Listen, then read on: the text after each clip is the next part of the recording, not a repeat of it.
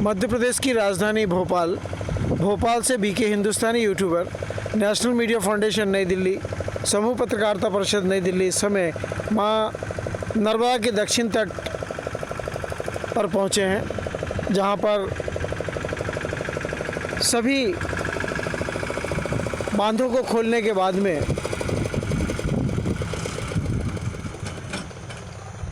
यह स्थिति आप जो देख रहे हैं कैमरे में, वो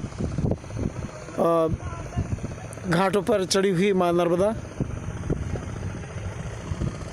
कुछ गांव जो मां नर्मदा के निचले स्तर में हैं उनके लिए खतरा पैदा हो गया है। जो गांव 2928 फीट के ऊपर ऊंचे पे है उनके लिए अभी खतरा पैदा नहीं हुआ है।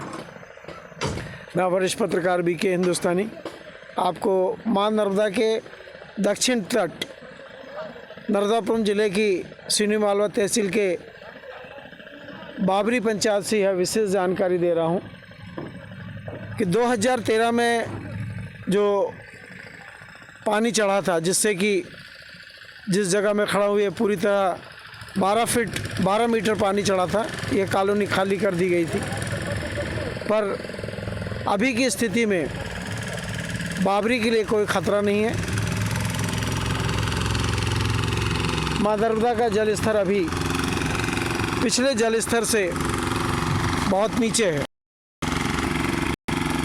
बाकी जाजना, डिमावर, नानपा, पथाड़ा, ये सभी घाटों को हल्का सा खतरा महसूस हो रहा है।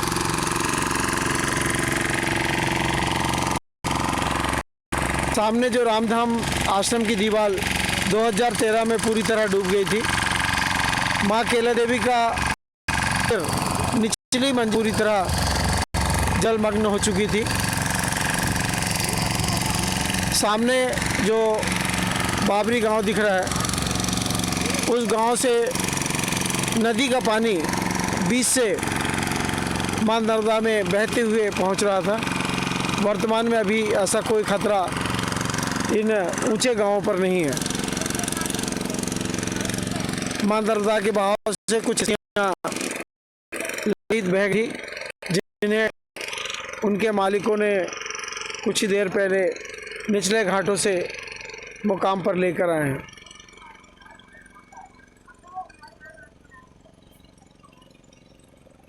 इस मां नर्मदा के बहाव के कारण, सभी डैमों के खोलने के कारण रेत के व्यवसाय के ऊपर में लाखों और करोड़ों रुपए का नुकसान ठेकेदारों को उठाना पड़ रहा है।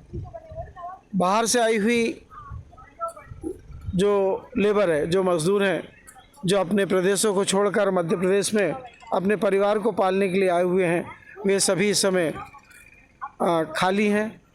उनकी मजदूरी को लेकर ठेकेदारों में बड़ी चिंता का माहौल बना हुआ है।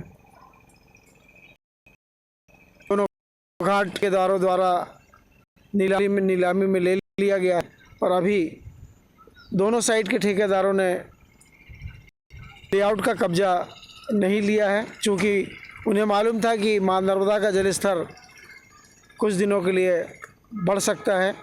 मैं वरिष्ठ पत्रकार बीके हिंदुस्तानी आज आपको वर्तमान स्थिति के बारे में जानकारी देने का प्रयास कर रहा हूं।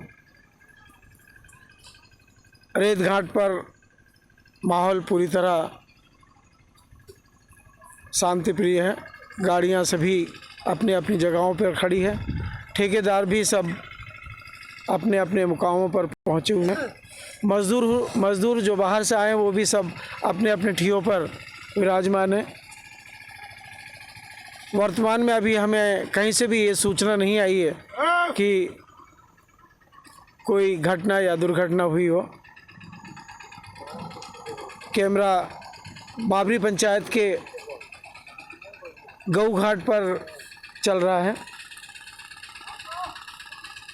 एसडीएम के आदेश के अनुसार सभी कोटवार, सहायक सचिव अपने अपने मुकाम पर मां नर्मदा के घटनाक्रम को कलेक्टर महोदय तक भेजने में अपना योगदान दे रहे हैं। सिवनी मालवा के सभी पत्रकार साथी भी मां नर्मदा के सिवनी मालवा क्षेत्र में आने वाले घाटों की सूचना अपने अपने कैमरों के माध्यम से और चैनलों के माध्यम से मध्य प्रदेश सरकार को भेज रहे हैं, केंद्र सरकार को भेज रहे हैं। देखिए मां नर्मदा का असली रूप। जिस समय मां नर्मदा अपने पूर्ण योग पर आती है, तब मां नर्मदा का जल स्तर मां नर्मदा के दोनों घाटों पर